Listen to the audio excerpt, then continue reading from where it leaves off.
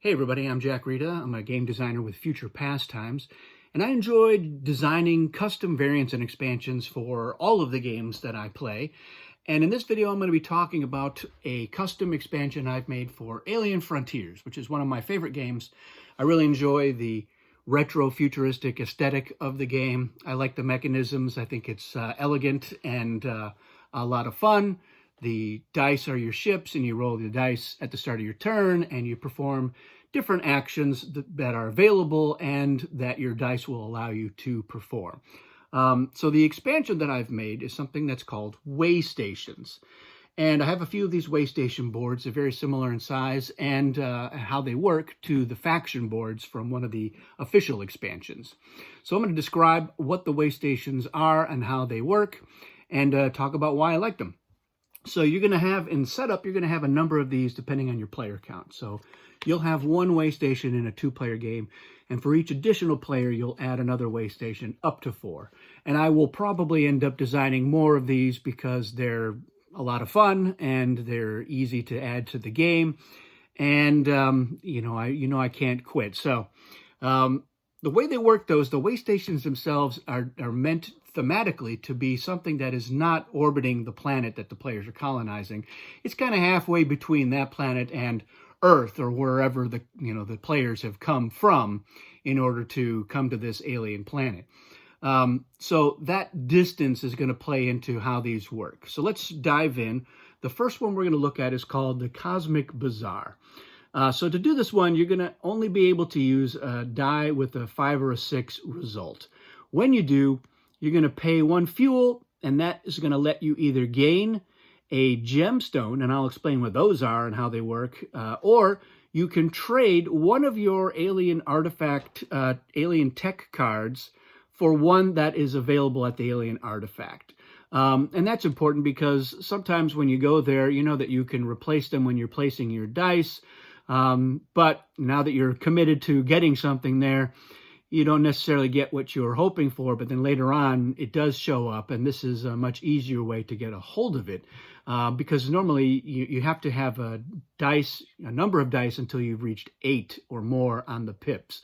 So you have to roll high and you have to use 2 dice. Here, 1 die with a 5 or 6 will do it, and you can trade something that's maybe not as good for something much better. But what is going to happen, and this is true for all of the Waystations, is at the start of your next turn, any dice that you have here at the Cosmic Bazaar will go to the maintenance bay. And that's their action for that turn. So the idea is you're using these dice. It takes 2 turns to do stuff. So it kind of balances out a little bit. It makes it easier, but you are giving up something in order to get that instant gratification, as it were. So that is how all of the Waystations work. So let's talk about the gemstones. So this is a third resource that I've added to the game, and it's pretty simple. A gemstone is a wild resource, so you can use it for the energy, you can use it for ore.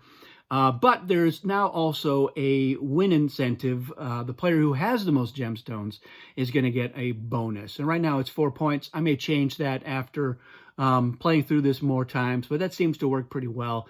You have to have the most. Tied for most is not the most. So you are incentivized, and I've got a couple other ways that you can get the gemstones. It's not just from the Cosmic Bazaar, but this ups the ante when this is in the game. All right, the next one we're going to look at is called the Moons of Kadic.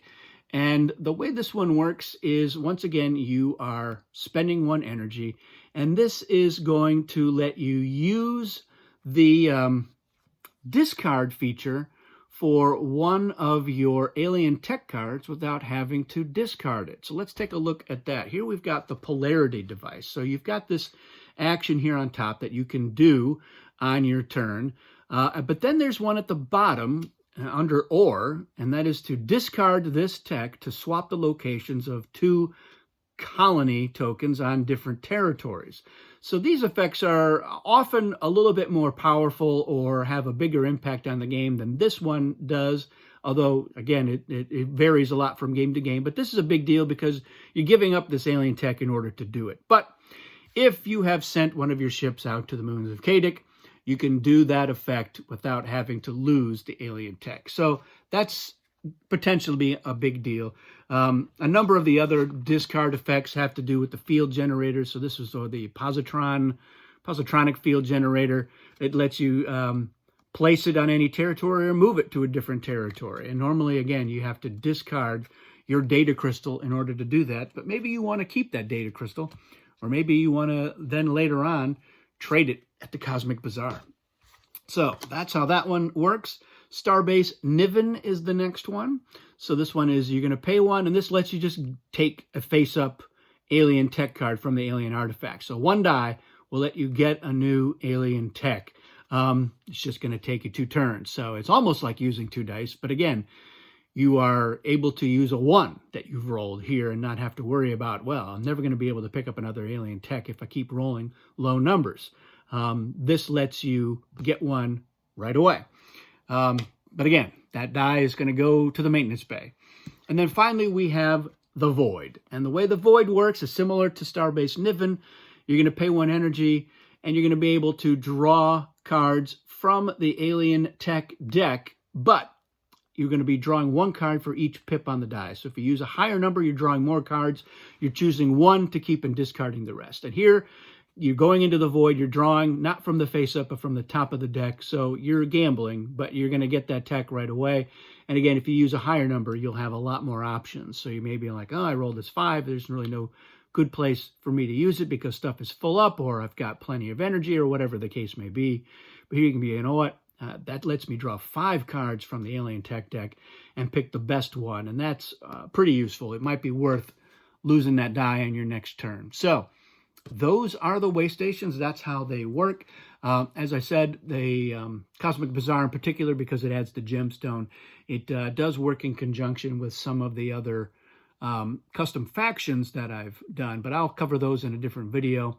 Let me know what you think of Waystations. Let me know if you've got ideas for other ones, because as I said, I will be doing some more of these. Every time I play the game, I come up with some more ideas about something. So I just need to get Alien Frontiers to the table once more, and I'm sure I'll have more ideas. Any other custom expansions that you've created for Alien Frontiers, be sure to let me know. It's one of my favorite games, so I love adding more stuff to it.